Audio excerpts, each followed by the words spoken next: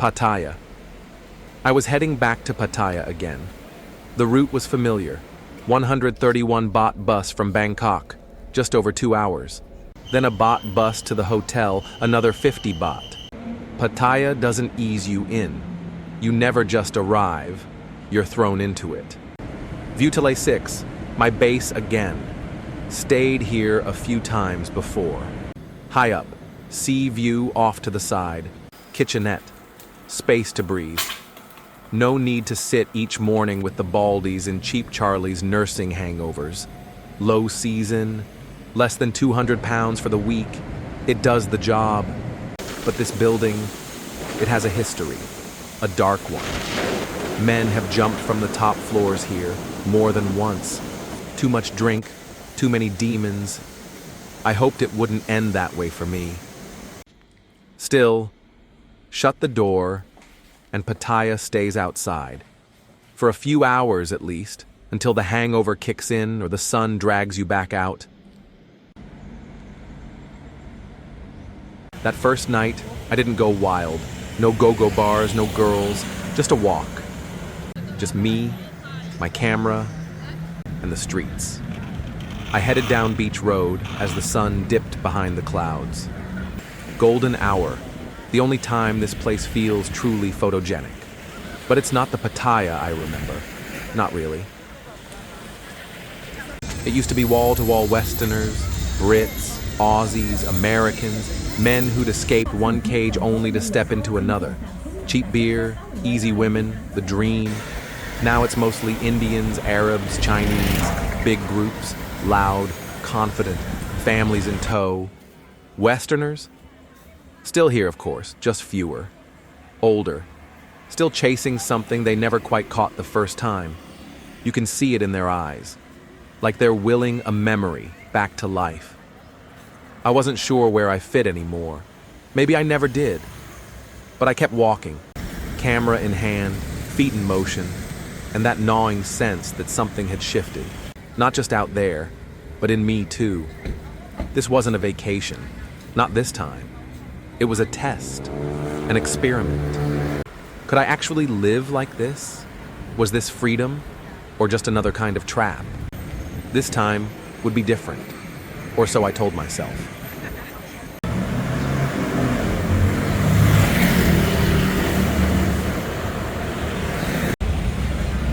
Night falls in Pattaya like a velvet curtain, soft, sudden, and laced with neon.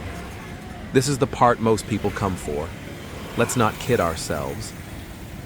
Soi Buakhao, probably the heart of it now. Westerners still clinging on here. Drinking, chatting, pretending they live here. Some of them do. Bars, restaurants, gentlemen's clubs, massage, you name it, you'll find it.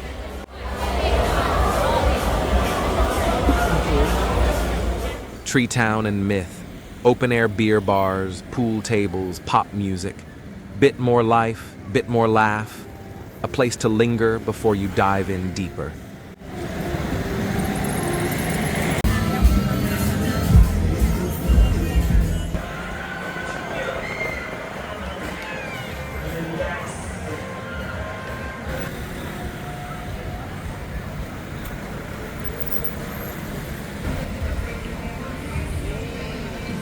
Soi LK Metro, still flashy, still loud, neon stacked like dominoes, one promise after another. But look closer. It's not the same buzz. The go-go's are half full. The girls look bored. The punters look broke. Everyone's waiting for someone else to make the first move. Westerners still hang out here. Older guys, mostly. A few Asians, a few Indians passing through. But that candy store feeling, it's fading.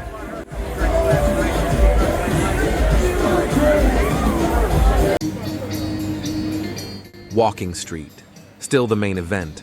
Still the flashing heart of Pattaya after dark. Huge signs, thumping bass, go-go's stacked wall to wall, windmills even expanded, still pushing the limits with its raunchy shows. It's not subtle. It never was. But every year, the names change. New logos, New owners, same girls, same games. You start to wonder, how much longer can this model last? The crowds keep coming. Big tour groups from China, flags held high, phones out, faces blank. They walk through like it's a zoo. And me? Still here. Hands solo. Not chasing, just observing. BJ Bar's my favorite for people watching. But the girls there now are like bar furniture. Grannies in short skirts. Tough, loud, masculine energy. They've heard every line, seen every type. They don't flirt, they negotiate. This was always a younger woman's game, for older men with deep pockets. If you don't have either, don't bother. And I think back, how many bar girls had I been with over the years? I lost count, scores, maybe more. It used to be so easy.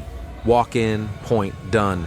500 baht bar fine, 2,000 for all night. Back to the condo, breakfast in the morning, then a kiss goodbye, and off she went. Now, that deal's gone. Even the low season feels inflated. 5,000 baht short times, not unusual. Bar fines creeping past 2,000, and the strong Thai baht has doubled the cost for foreigners like me. The streets still pulse with energy, sure, but inside many of the bars and go-go's, empty stools, staff outnumbering customers, feels like everyone's playing out the final chapter, but no one wants to admit it. And there's something else now. More Russian girls working the go-go's. Blonde, leggy, bored, a different kind of bait for a different kind of punter. The crowd's changing. Indians, Arabs, Chinese. They're the new spending class, and they like their white flesh. I get it. Same reason I message Africans on Thai Friendly. Beats flying to Africa. Whatever sells, right?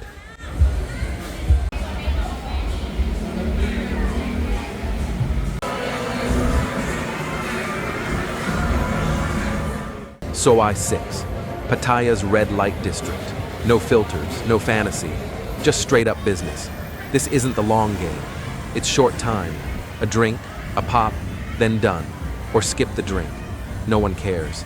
The girls here are young, and there are hundreds of them. More girls than customers by far. So many. There's barely space to sit. It's loud, flashy, shameless. A living catwalk of lingerie and heels. And beneath the surface, a certain tension. If trouble breaks out, it's usually here. Lately, it's become a magnet for vloggers. Gimbals, GoPros, walking shots. The girls don't seem to mind. But just know, if you're down here, you might end up in someone's YouTube thumbnail. As for me, I find it hard to relax here.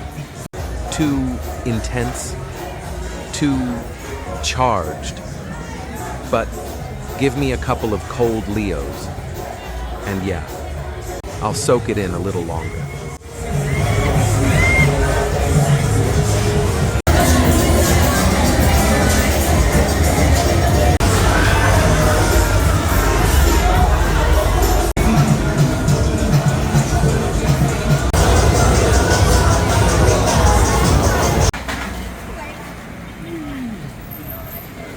Soi 13/1 to 13/4.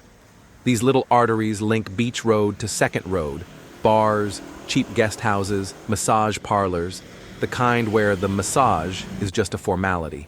Used to be mostly tailor shops down here, Indians running the fabric game. Now it's expanded, feels more like Little India by the year. Still going, but you can see the fade. It's a cheap Charlie zone now. Older guys, budget rooms, beers under 80 baht. But walk the Sois at the right time, and yeah, you might still stumble on a diamond in the rough.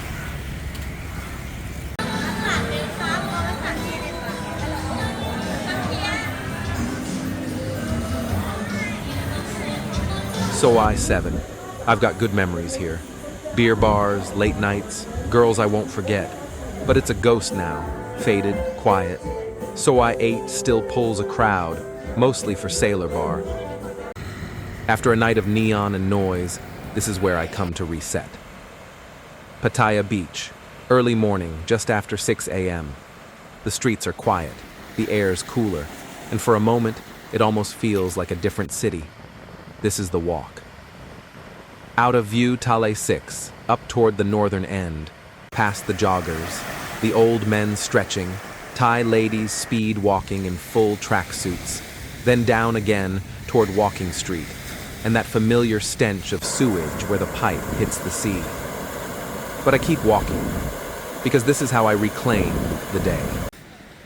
We're not built to sit in concrete towers scrolling screens all day.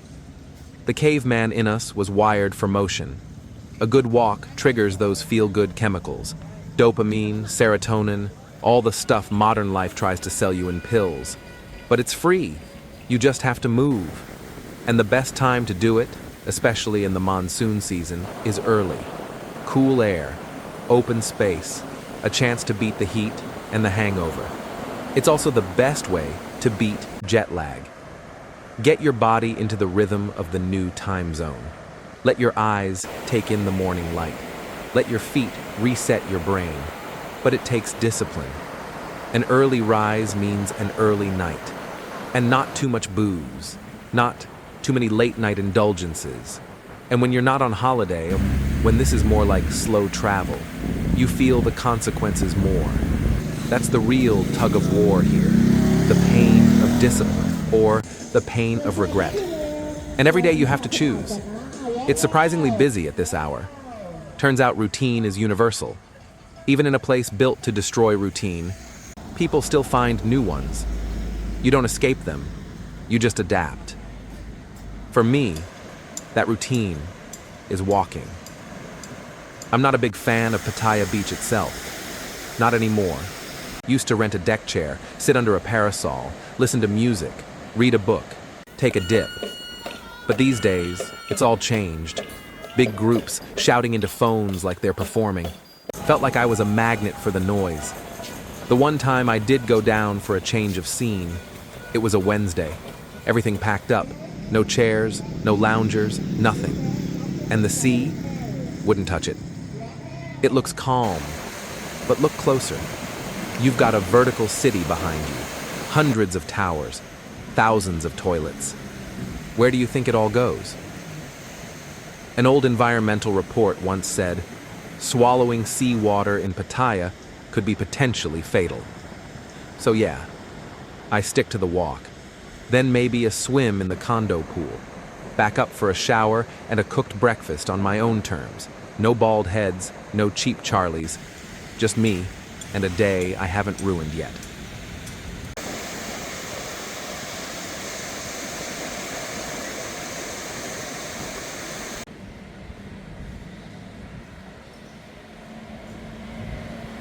When the beach starts to loop, when the neon blurs and the faces blend, you come up here, Pattaya Viewpoint, the high ground, a place to get some perspective, if not peace. You can walk here in the morning, along Second Road, past the last of the night stragglers. And maybe for a moment, you feel like you've left the noise behind. But even up here, you're not alone. Packs of wild dogs roam the hills, territorial, watching, like they own the place. And in a way, they do. That's the thing about Pattaya. Everyone here runs in packs, groups of men, loud, emboldened, feeding off each other's energy. You rarely see a solo traveler, safety in numbers, or something darker. Because let's be honest, Pattaya still attracts bad guys, always has. And sometimes I wonder, is that what I am? Is that why I keep coming back? But maybe it's simpler than that. Maybe Pattaya is just a beach resort with an overgrown red light district. That's now fading. And the world it sold us, the girls, the games, the good times, is flickering out, one bar at a time. Let's hope they don't shoot the next hangover movie down Soi 6. We don't need the sequel. After a week, I'd had enough. Time to leave. Back to Bangkok. Back to something that at least pretends to be normal. Will I be back? Yeah, I'm sure I will. But next time, maybe not for the dream. Maybe just to see what's still left of it.